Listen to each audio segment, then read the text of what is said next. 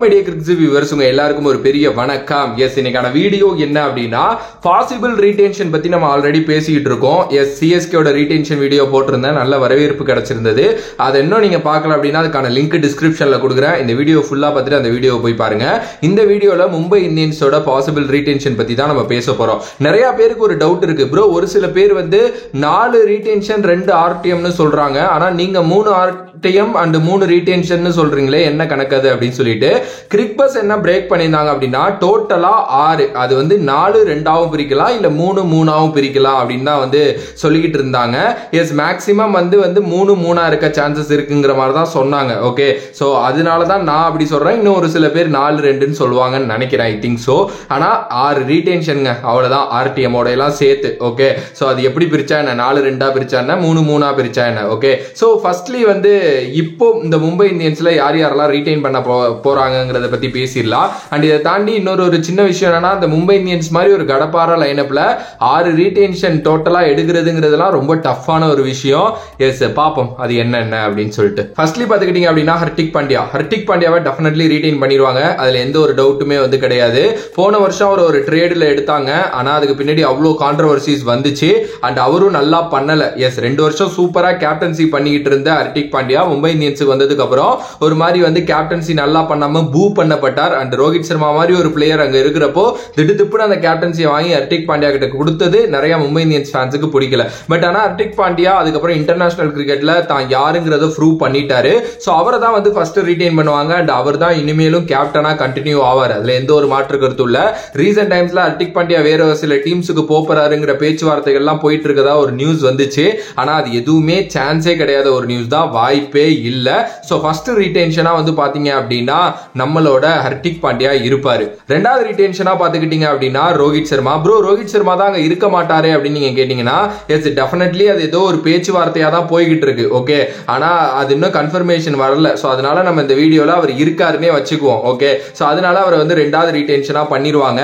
S, நிறைய doubts and clarifications அடுத்தடுத்து வந்துகிட்டே இருந்தாலும் பட் எனக்கு என்னமோ அவர் வந்து மும்பையில இருப்பாரு அப்படின்னு தான் தோணுது. ஏன்னா நான் அகைன் அண்ட் அகைன் சொல்றதுதான், இப்போ சிஎஸ்கேனா ஒரு MS தோனி, ஆர்சிபினா ஒரு விராட் கோலிங்கிற மாதிரி மும்பை இந்தியன்ஸ்னா ரோஹித் சர்மானா மும்பை இந்தியன்ஸ், அந்த லவ் பிரிக்கவே முடியாது.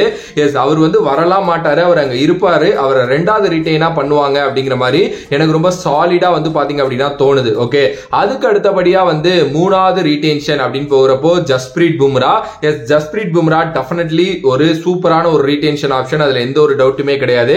ஏன்னா ஜஸ்பிரீத் பும்ரா மாதிரி ஒரு பிளேயரை நீங்க ஆக்ஷன்ல விட்டு ஆர்டிஎம்லயும் எடுக்க முடியல அப்படின்னா ரொம்ப கஷ்டம். வேர்ல்டோட பெஸ்ட் பிளேயர், ரீசெண்டா நம்ம வேர்ல்டு கப் ஜெயிச்சதுக்கான ரொம்ப முக்கியமான ஒரு காரணம் அப்படின்னே சொல்லலாம். சோ ஜஸ்பிரீத் பும்ரா வந்து அந்த 3வது ஆப்ஷனா வந்து பாத்தீங்க அப்படின்னா இருப்பாரு.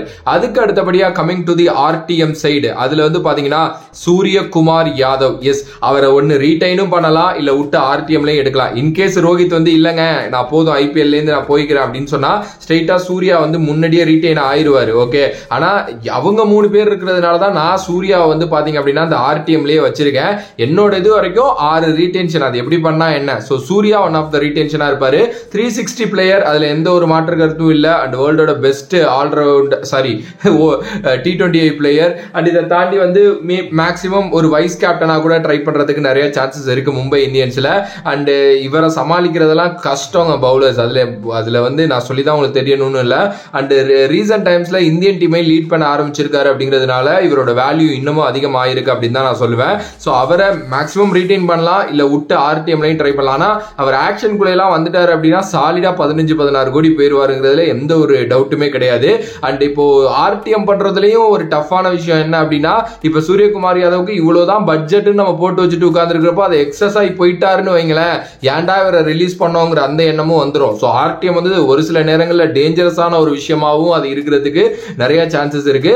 பட் ஆனால் சூர்யா தெரியல ஆர்டிஎம் வரைக்கும் வருவாரா இல்லை ரீடைன் பண்ணிடுவாங்களான்னு. ஆனால் டோட்டலா 6 ரீடென்ஷன் பார்க்குறப்ப சூர்யா ரொம்ப ஒரு முக்கியமான ரீடென்ஷனா இருப்பாரு. அதுக்கு அடுத்தபடியா இஷான் கிஷன் வந்து ஒரு சூப்பரான ஒரு பிளேயருங்க சீரியஸ்லி.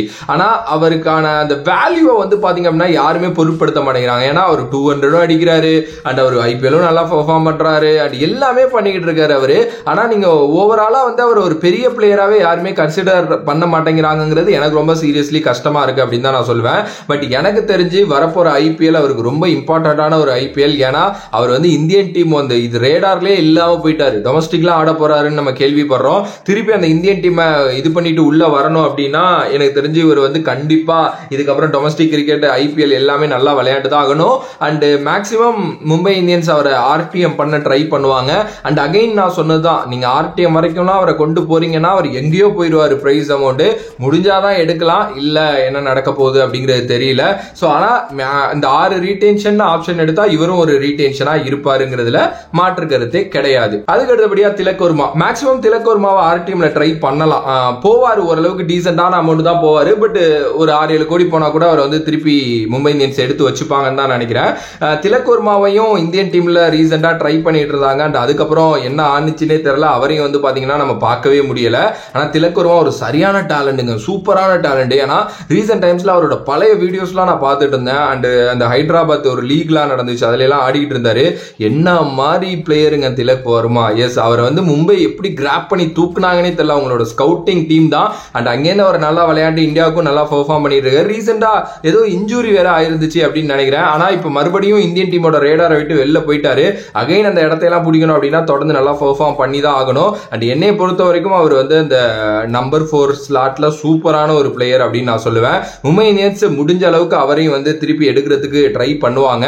அண்ட் ஒரு சாலிடான ஒரு பிளேயர், அவர் வந்து ஃபியூச்சர் அப்படின்னு கூட நான் சொல்லுவேன். ஸோ என்னோட பொதுவான 6 ரீடைன் அப்படின்னு பாத்தீங்கன்னா இவங்க 6 பேரும் தான். இதுல அவங்க எப்படி வேணாலும் RTM யூஸ் பண்ணிக்கட்டும், எப்படி வேணாலும் ரீடைன் பண்ணிக்கட்டும் அப்படிங்கிறது அவங்க இஷ்டம். ஓகே, ஸோ பட் இந்த 6 பேருக்கு தான் நிறைய சான்சஸ் இருக்கு மறுபடியும் மும்பை இந்தியன்ஸ்ல விளையாட.